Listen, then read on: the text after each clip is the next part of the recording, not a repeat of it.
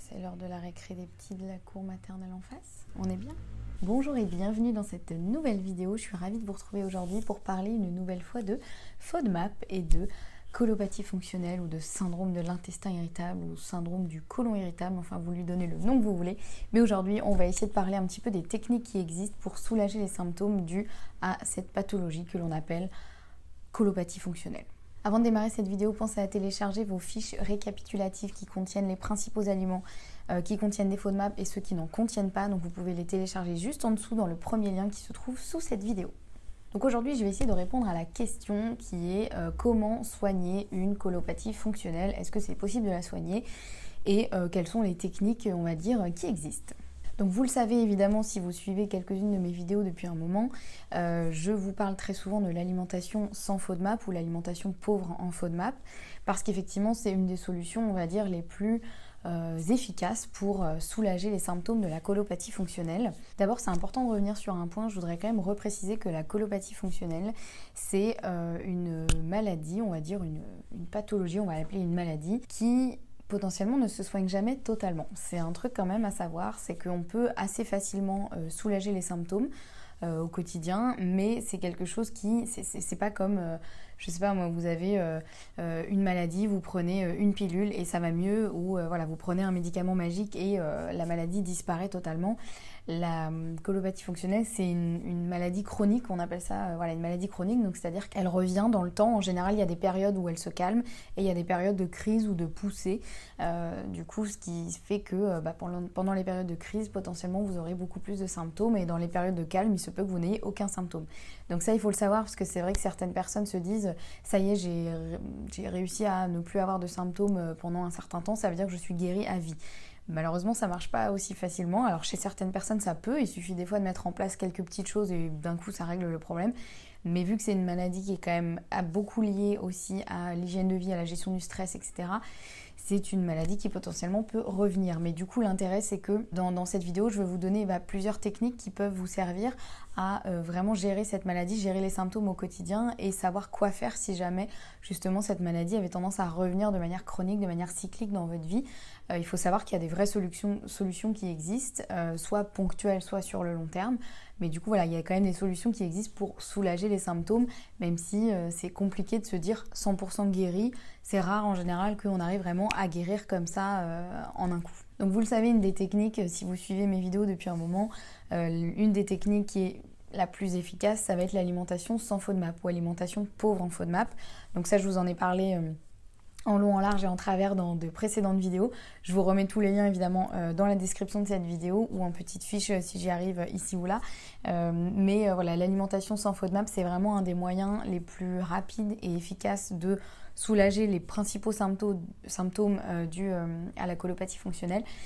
Parce que tout simplement, en fait, les FODMAP, pour vous le résumer un peu, ce sont un type de glucide qui n'est pas digéré dans l'intestin grêle et qui, comme devraient normalement l'être les aliments, et qui se retrouve du coup dans le gros intestin, dans le côlon, et donc qui vont créer tout un tas de symptômes pas très cool parce qu'en fait, les petites bactéries présentes dans le côlon vont digérer du coup ces glucides et potentiellement attirer l'eau qui est présente et créer des bulles de gaz. Donc ça peut créer toute une petite batterie de symptômes pas très sympas. Donc si vous ne consommez plus de FODMAP, donc ces petits glucides qui vont être digérés par votre petite bactérie dans le côlon, potentiellement vous n'aurez plus de symptômes puisque ça veut dire que vous n'alimentez plus, entre guillemets, la cause, la raison de vos symptômes. Donc c'est assez facile effectivement. Sauf que ça, voilà, sur le papier, c'est effectivement une solution qui existe et qui peut calmer les symptômes, mais ça ne résout pas le problème dans le sens où tant que vous n'alimentez pas ces petites bactéries, effectivement, elles ne vont pas créer de symptômes, mais ça ne veut pas dire que les bactéries ne sont plus là. Donc voilà, c'est pour ça que je veux vraiment insister sur le fait que pour vraiment guérir ou en tout cas soigner une colopathie fonctionnelle, c'est vraiment une approche globale qu'il faut avoir et c'est pas juste un seul remède qui peut fonctionner absolument. Donc évidemment l'alimentation pauvre en FODMAP peut vraiment aider à résoudre les symptômes. La plupart des personnes, quand elles l'appliquent de manière très stricte et sérieuse, n'ont plus de symptômes ou quasiment plus. Donc ça peut être une vraie libération si vous avez mal au ventre au quotidien. À partir du moment où vous appliquez cette alimentation pauvre en FODMAP, effectivement vous n'aurez plus de symptômes et ça c'est une vraie libération. Mais effectivement, il y a d'autres choses à mettre en place au quotidien qui peuvent réellement vous aider et qui peuvent aussi aider plus sur le long terme à mettre en place une hygiène de vie beaucoup plus adaptée, on va dire, à ce type de pathologie. Une autre chose à prendre en compte, évidemment, c'est la gestion du stress, puisque maintenant, on le sait, le stress impacte très fortement la digestion et le fonctionnement de tout notre corps, mais en particulier de notre système digestif. Donc c'est vraiment important de bien gérer son stress, parce que si vous appliquez une alimentation pauvre en FODMAP, mais que à côté de ça vous êtes hyper stressé, vous avez un rythme de vie à 200 à l'heure et vous n'arrêtez jamais et vous vous posez jamais, vous êtes toujours sous pression, sous tension, il y a peu de chances quand même que vous n'ayez plus aucun symptôme, puisque le stress augmente vraiment le fonctionnement de la digestion de l'intestin. Donc forcément, plus ça fonctionne, plus vous potentiellement pouvez avoir des symptômes qui vont être très forts. Donc c'est vraiment important de gérer son stress. Et alors pour ça, il y a plein de techniques différentes évidemment. Mais la première peut être déjà simplement la méditation. Ça peut être un peu le truc qui peut sembler un peu bateau.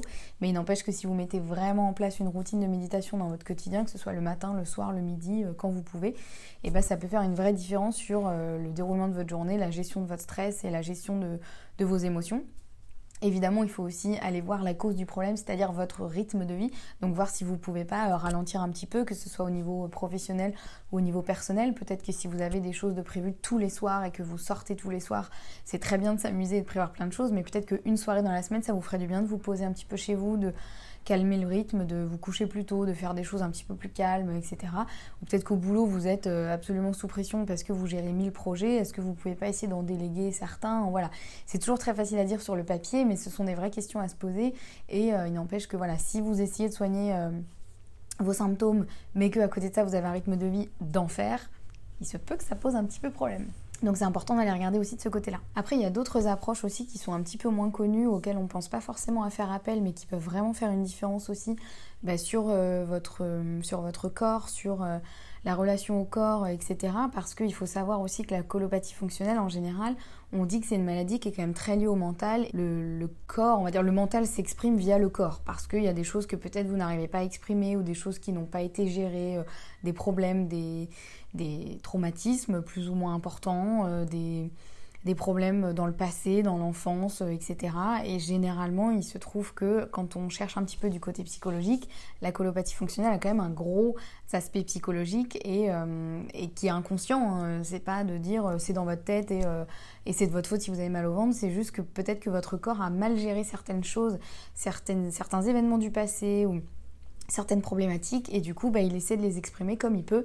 Donc ça peut être aussi important de faire un travail vraiment sur le corps et sur les messages que le corps a à faire passer ou comment le corps a besoin de s'exprimer parce que c'est souvent des choses qui sont totalement inconscientes dont on a alors des fois on sait très bien, on se dit oui tout a commencé après tel événement et, voilà, mais même quand on le sait, ça veut pas dire qu'on est capable de faire quelque chose pour le contrer, on va dire. Donc c'est important aussi d'aller voir dans des techniques qui permettent un petit peu au corps de s'exprimer et de faire passer aussi des messages au corps de manière plus subtile et en tout cas qui ne passe pas par le mental mais qui passe vraiment par le corps. Donc pour ça vous avez par exemple l'hypnose, ça peut être intéressant de pourquoi pas essayer de voir avec un hypnothérapeute si on peut essayer de travailler sur certains traumatismes du corps, des choses qui ont pu se passer dans l'enfance. Ça peut être des choses relativement graves, des vrais événements traumatiques ou juste simplement des choses qui se sont passées dans l'enfance qui sur le coup nous ont pas paru forcément significatives, mais qui en fait ont laissé une vraie empreinte sur le corps.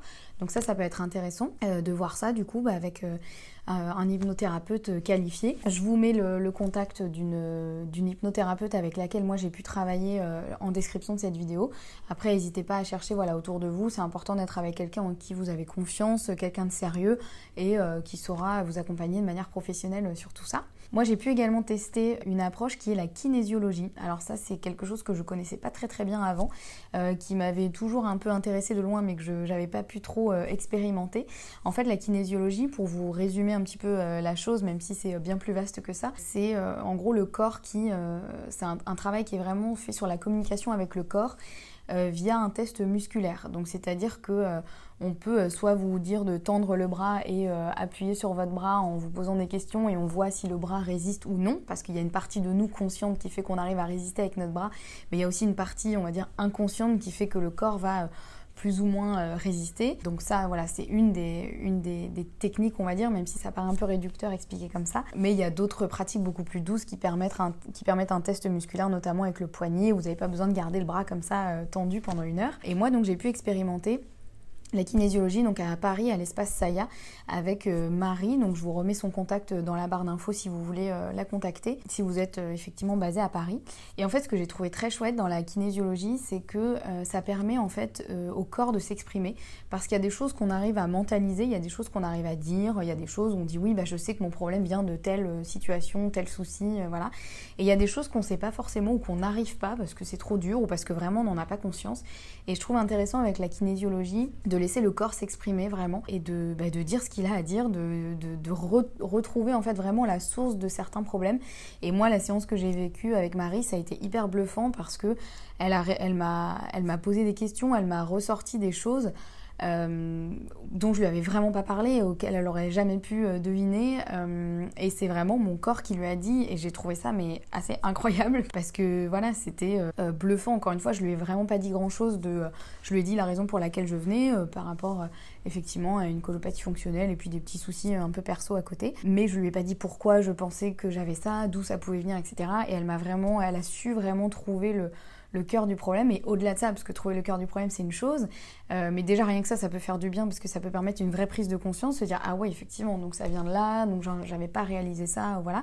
Et ensuite ça permet aussi de faire passer des messages au corps pour essayer de résoudre des problèmes, encore une fois sans avoir à passer par le mental, mais vraiment en parlant vraiment directement au corps. Et moi c'était incroyable, pendant que j'étais en rendez-vous avec elle, j'avais le ventre qui gargouillait mais de folie, alors pas parce que j'avais faim, mais juste il se passait plein de trucs dans mon ventre. Et elle me dit c'est normal, vous inquiétez pas, on est en pleine conversation lui et moi, et c'était assez incroyable. Et vraiment j'ai trouvé cette séance hyper enrichissante parce qu'on a vraiment pu évoquer plein de choses, travailler sur plein de choses, comprendre aussi d'où venaient certains problèmes, etc. Et notamment elle m'a fait un test musculaire donc avant le travail corporel et après, et là j'ai vu une différence incroyable où j'ai senti que vraiment mon corps avait compris le message. Je dis pas que ça résout le problème en une séance comme ça et que ça y est, c'est comme je vous l'ai dit au début, on peut pas forcément guérir comme ça d'une colopathie fonctionnelle d'un coup, mais je sens qu'il y a eu des choses qui se sont passées et j'ai compris aussi pas mal de choses. Donc voilà, tout ça pour vous dire que c'est une approche qui peut vous être utile si vous avez l'impression d'avoir tout essayé, que vous comprenez pas d'où ça vient et que vous avez envie d'essayer des choses un petit peu différentes.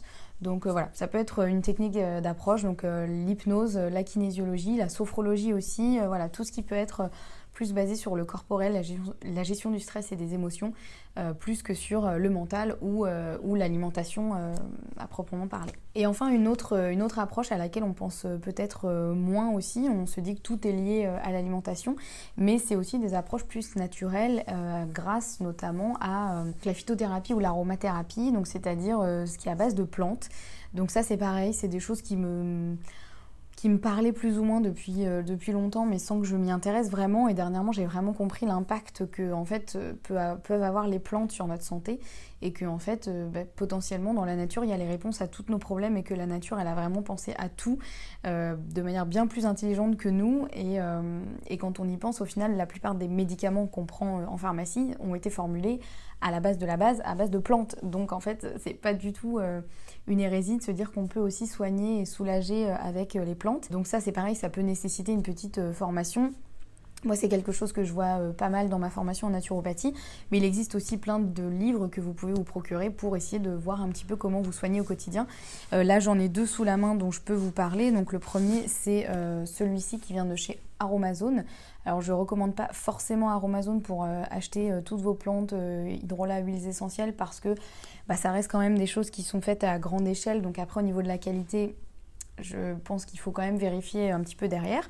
Mais il n'empêche que ce livre est quand même, je trouve, assez bien fait, parce qu'en fait, il est classé d'abord par plante. Donc ça vous permet vraiment de voir plante par plante ce qu'elle fait, comment on peut l'utiliser, etc.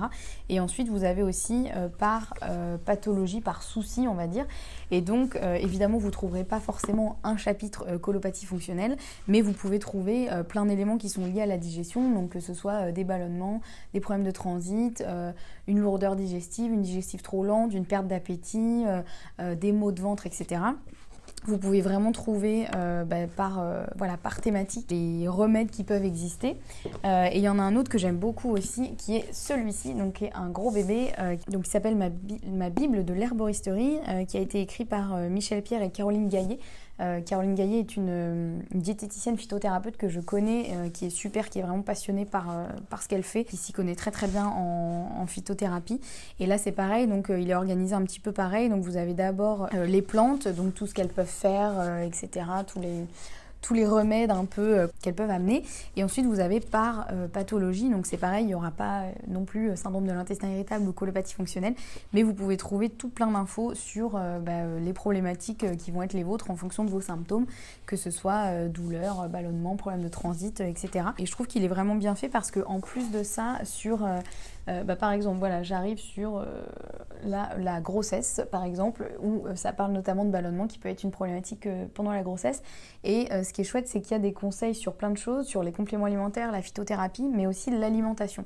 Et ça, je trouve ça intéressant parce que c'est vrai que ça permet d'allier les deux et de comprendre quel type de plante on peut prendre, que ce soit en infusion, en huiles essentielles, etc. Mais aussi l'alimentation, ce qu'on peut faire dans son assiette à ce moment-là pour essayer de diminuer les symptômes.